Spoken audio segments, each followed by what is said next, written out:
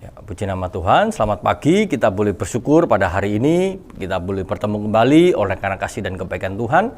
Di pagi hari ini kita mau mendengarkan firman Tuhan. Sebelumnya kita berdoa terlebih dahulu. Bapa kami di dalam surga, dalam nama Tuhan Yesus kami mengucap syukur buat segala kebaikan dan pertolongan yang Tuhan berikan dalam hidup kami sepanjang malam, dan di pagi hari ini kami boleh bersyukur atas kebaikan Tuhan. Sebentar kami mau mendengarkan kebenaran firman Tuhan. Tuhan memberkati hamba-Mu yang menyampaikan dan setiap anak-anak Tuhan yang mendengarkan. Dan kami sambut kebenaran firman Tuhan di dalam nama Tuhan Yesus. Haleluya. Amin. Ya, puji nama Tuhan, di pagi hari ini kita boleh belajar satu kebenaran firman Tuhan di dalam 2 Samuel pasal yang ke-6 ayat yang ke-16. Kita mau belajar di pagi hari ini tentang dikuasai oleh kecemburuan. Nah, kita mau belajar dari salah satu tokoh di dalam Alkitab yang kita akan membacanya. Saya akan membaca untuk kita semua. 2 Samuel pasal yang ke-6 ayat yang ke-16 dikatakan demikian. Ketika tabut Tuhan itu masuk ke kota Daud, maka Mika anak perempuan Saul menjenguk dari jendela, lalu melihat Raja Daud meloncat-loncat serta menari-nari di hadapan Tuhan. Sebab itu ia memandang rendah Daud dalam hatinya. Di sini kita mau melihat dari satu kehidupan anak Tuhan yang bernama Mika. Mika ini adalah anak dari Raja Saul, anak perempuan Raja Saul. Dan kita bisa melihat bahwa Raja Saul memiliki anak, ada Yonatan, ada Mika. Dan minggu kemarin kita sudah belajar tentang tokoh Yonatan. Nah, berbeda dengan kakaknya, Mika memiliki rasa cemburu di dalam kehidupannya terhadap Daud. Nah, kalau kita melihat peristiwa ini adalah di mana Daud pulang membawa tabut Allah. Dia dengan secara bersuka cita, bersukaria menyambut tabut Allah itu kembali ke kota Daud, ke kota Yerusalem. Nah, di sini kita bisa melihat bahwa Daud melihat satu peristiwa yang luar biasa yang terjadi sebelumnya. Dan kita bisa tahu bahwa Usa itu memegang tabut itu, ketika memindahkan tabut perjanjian itu, dia mati tersambar oleh Tuhan. Nah, karena itu Daud mempunyai cara baru untuk memindahkan tabut Allah itu dengan cara bersukacita dan memuji Tuhan, dan dia menari di hadapan Tuhan. Tetapi bagi Mika, ia telah melihat dari dekat bahwa apa yang dilakukan oleh Daud itu merupakan satu tindakan yang membuat dia cemburu, yang telah melihat sikap Daud itu yang membuat ayahnya menjadi iri hati juga. Jadi kalau kita lihat bahwa Mika secara tidak langsung meniru gayanya ayahnya, meniru gayanya Saul. Ketika Saul mendengar Daud mengalahkan berlaksa-laksa, sedangkan untuk Saul beribu-ribu, Saul menjadi panas hati. Nah, demikian juga peristiwa ini, ketika begitu banyak orang yang menyambut, Mika menjadi cemburu kepada Daud yang diperhatikan oleh semua orang yang pada waktu itu menyambut Daud. Nah, di sini kita bisa melihat satu hal yang dimana Mika memiliki kecurigaan yang penuh dengan ketakutan dan kepahitan. Jadi kalau kita perhatikan, Mika ini sudah memiliki konsep yang sama yang dimiliki oleh ayahnya yang bernama Saul. Dia takut bahwa nantinya Daud akan mengambil apa yang menjadi milik ayahnya. Dia sudah memiliki rasa curiga, dia sudah memiliki rasa antipati terhadap Daud. Nah, di sini kita bisa melihat bahwa ketakutan yang berlebihan terhadap pesaingnya di dalam kehidupannya. Jadi kalau kita lihat bahwa sikap Daud ini ternyata memicu rasa kecemburuan dari Mika. Mika sudah merasakan bahwa Daud ini akan menjadi pesaing di dalam kehidupannya, menjadi pesaing di dalam lingkungan keluarganya. Karena itu dia sudah memiliki rasa cemburu di dalam hatinya. Seringkali kita juga bisa memiliki rasa cemburu terhadap teman kita yang sukses, teman kita yang berhasil, atau kepada orang-orang yang ada di sekitar kita. Nah, kecemburuan yang wajar boleh-boleh saja, tetapi kecemburuan yang berlebihan sampai menaruh kecurigaan, sampai menaruh rasa ketakutan, itu adalah rasa cemburu yang tidak wajar. Nah, di sini kita bisa melihat bahwa Mika dengan bodohnya mengikuti jejak ayahnya. Sudah jelas ayahnya melakukan tindakan yang tidak baik, yang membuat ayahnya selaku Raja Israel itu hampir gila karena rasa cemburunya kepada Daud. Ternyata Mika melakukan hal yang sama. Di sini kita bisa melihat bahwa Mika menginginkan satu kedekatan dengan Daud. Mika menginginkan bahwa dia ingin menjadi seorang yang diperhatikan oleh Daud. Namun kenyataannya kita bisa melihat bahwa Daud mempunyai perhatian yang lebih untuk kepada Allah. Memiliki perasaan dan cintanya kepada Allah itu lebih dan luar biasa, sehingga dia bisa mengekspresikan sukacitanya di hadapan tabut Allah. Nah, sebetulnya Mika minta diperhatikan dan ingin menunjukkan ekspresi Daud itu juga dekat dengan dirinya. Namun sama Daud ekspresinya lebih ditonjolkan kepada Tuhan. Nah, satu sikap yang dilakukan oleh Daud inilah yang membuat Mika menjadi cemburu, dan perasaannya kepada Daud kita bisa melihat bahwa Mika menjadi marah dan jengkel.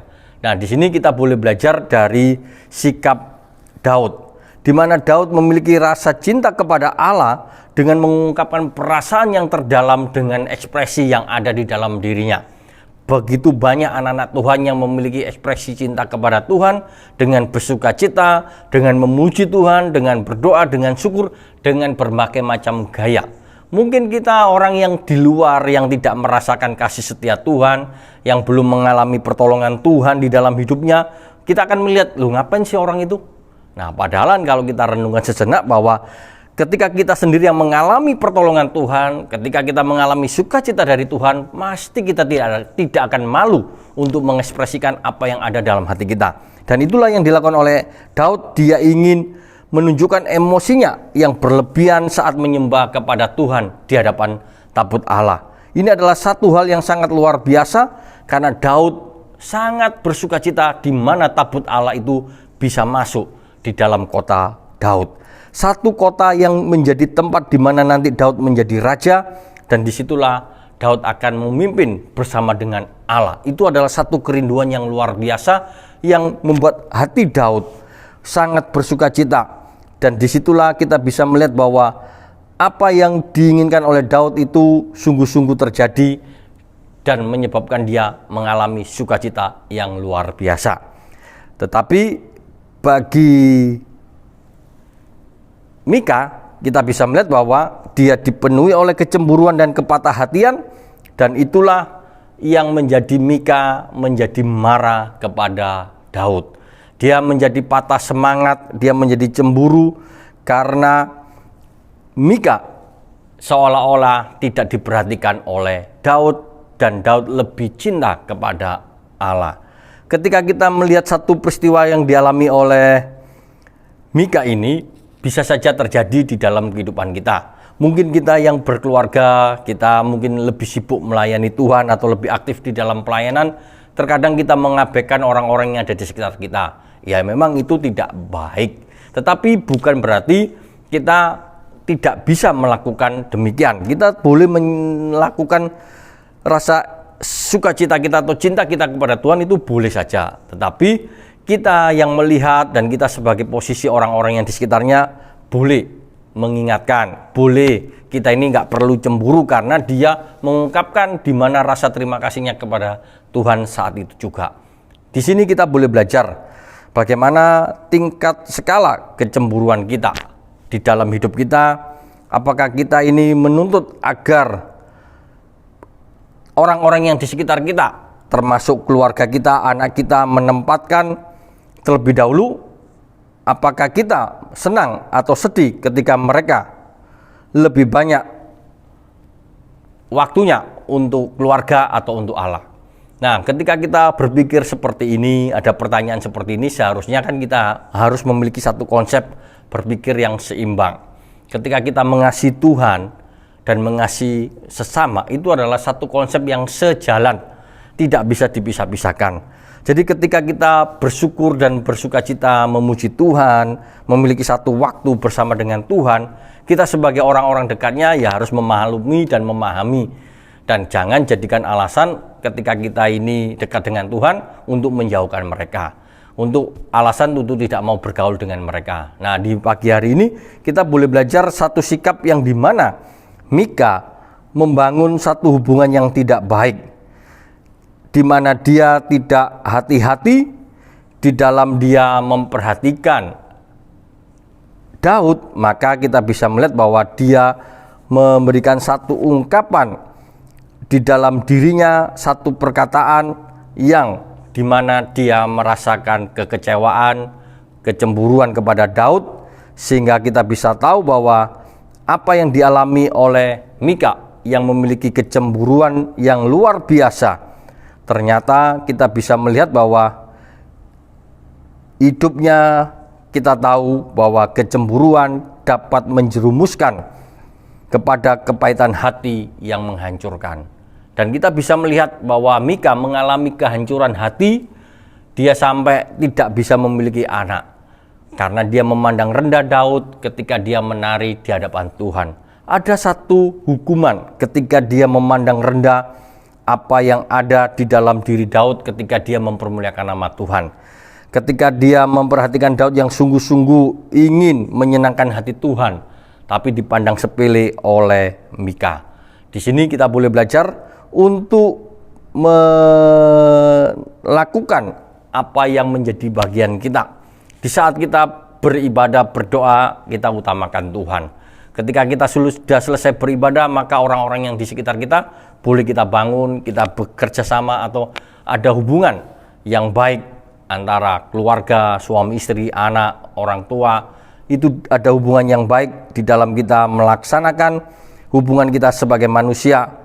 Dan kita bisa melihat bahwa ketika kita menuruti kehendak Tuhan dalam hidup kita, maka kita akan mampu berbahagia ketika orang-orang yang terdekat kita sama-sama mengutamakan Allah terlebih dahulu. Bela kebenaran firman Tuhan di pagi hari ini boleh menjadikan satu perenungan buat kita. Janganlah kita dikuasai oleh kecemburuan ketika kita datang menyembah kepada Tuhan, ketika kita mencari Tuhan. Bela kita memiliki waktu untuk dekat dengan Tuhan. Jangan sampai kita memiliki kecemburuan ketika orang lain dekat dengan Tuhan. Amin firman Tuhan. Mari kita berdoa. Bapa kami dalam surga, dalam nama Tuhan Yesus kami mengucap syukur buat segala kebaikan dan pertolongan Tuhan. Tuhan telah menyertai dan memberkati kami di pagi hari ini, dan kami boleh bersyukur atas segala kebaikan Tuhan. Dan Tuhan memberkati segala aktivitas kami sepanjang hari ini, kami serahkan dalam tangan Tuhan. Bela apapun yang kami kerjakan pada hari ini boleh berhasil dan mempermuliakan nama Tuhan. Tuhan memberkati setiap anak-anak Tuhan yang saat ini mengalami berbagai macam persoalan dan pergumulan. Kami berdoa di dalam nama Tuhan Yesus, Tuhan memberikan kemenangan, kesembuhan, dan jalan keluar di dalam kehidupan mereka pribadi lepas pribadi. Terpujilah nama Tuhan. Di dalam nama Tuhan Yesus Kristus kami berdoa dan mengucap syukur. Haleluya. Amin.